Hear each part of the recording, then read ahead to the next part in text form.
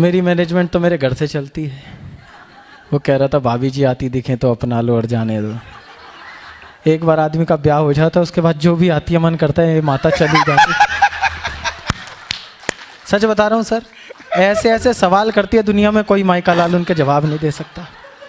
अभी पिछले दिनों मेरा जन्मदिन आया तो आके मुझसे पूछने लगी, जानू मैं तुम्हें बर्थडे पर क्या गिफ्ट दूं? जानू मैं कहा तू मेरी बात सुन लिया कर। बहुत अच्छे। घर में हंस बोल कर रह लिया कर। कभी ये बड़े बड़े लोग घर आ जाएं तो इनकी इज्जत कर लिया कर, इतना बहुत है। अगली ने 2 मिनट तो सोचा जी, फिर बोली ना मैं तो गिफ्ट ही दूंगी। वाह। तो सर काम तो गिफ्ट से ही चल रहा है। मेरी नई नई शादी, मैंने शंभू शिखर को फ़ोन किया। मैंने कहा यार मुझे कोई ऐसी टेक्निक बता दे कि मैं अपनी बीवी का जन्मदिन कभी ना भूलूं। इसने मुझे जो टेक्निक बताई, कसम है सिर्फ वो लोग तालियां बजाना जिन्हें बात समझ में आए। मैंने कहा यार मुझे कोई ऐसी टेक्निक बता दे कि मैं अपनी बीवी का जन्मदिन कभी ना भूलूं। बोला एक बार भूल जा। बात सही है ना।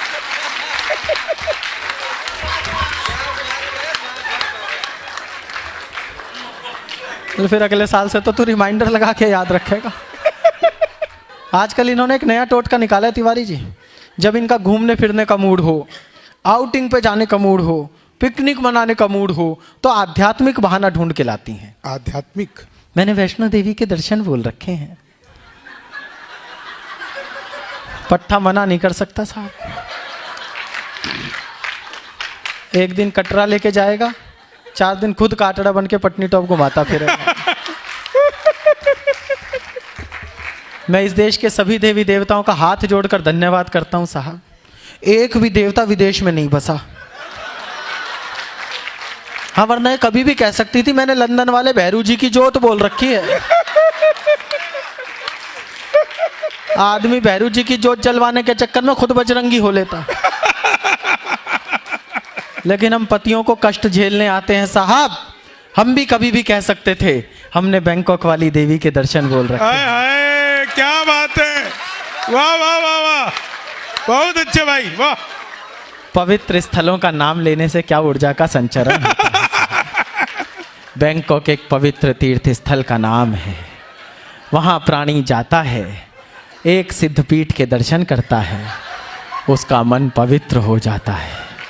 आस्था और श्रद्धा से भरकर वो दूसरे पावन धाम में प्रवेश करता है, उसका मन और पवित्र हो जाता है।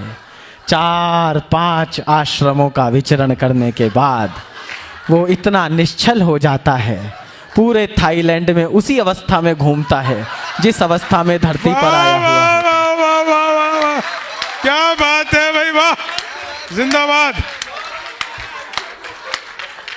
ये सारे कवि कह रहे थे तालियां बजाओ तालियां बजाओ।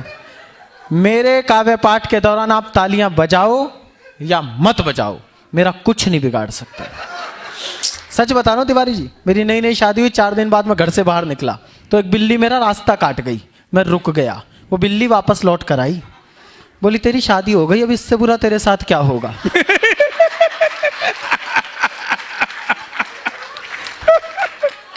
तो मेरा तो मैक्सिमम हो चुका है, इससे ज्यादा बुरा मेरे साथ हो नहीं सकता। और मनमोहन जी आपको एक बात बता दूं, कितने भी बड़े अधिकारी बन जाना, प्रधानमंत्री हो जाए चाहे आदमी, एक ताने से मुक्ति नहीं पा सकता। दिन में 20 बार कहेगी तुमने मेरी जिंदगी नरक बना दी। कोई ढंग का मिला होता तो मैं कितनी खुश रहती। जैसे हम नहीं मिलते तो इन्हें कोई धनपति कुबेर मिल रहा था, लेकिन बोलती है साहब। एक दिन मैंने यही लपका, मैंने कहा देखो मनुष्य यदि प्रसन्न रहना चाहे तो प्रसन्नता उसके भीतर होती है, बाहर की स्थितियां उसके सुख और दुख के लिए जिम्मेदार नहीं होती। वो बोली कैसे? अब मैं सिद्ध करता हूं, और सही सिद्ध कर दूं तो जरा अपने आप को सीधा करके बैठ जाना, बहुत पसर गए हो आप लोग। मैंने कहा इन महिलाओं को आप स्वर्ग में भी छोड़ दो, इससे बढ़िया जगह तो नहीं बनाई जी ब्रह्मा जी ने, वहां पे इनकी कोई सहेली मिल जाए। पहला संवाद क्या होगा? अप्सरा को देखा, देखियो ड्रेसिंग सेंस ही नहीं है, कैसे कैसे कपड़े पहनते हैं। एक हम साहब, हमें आप नरक में भी छोड़ दो, वहां हमारा कोई दोस्त मिल जाए, इसकी करतूत ऐसी है वहीं मिलेगा। तो तुम भी तो वही हो। हमें आप नरक में भी छोड़ दो, वहां हमारा कोई दोस्त मिल जाए, एक ही बात पूछेगा, यमराज की बेटी देखी? बहुत अच्छे, वाह लाजवाब।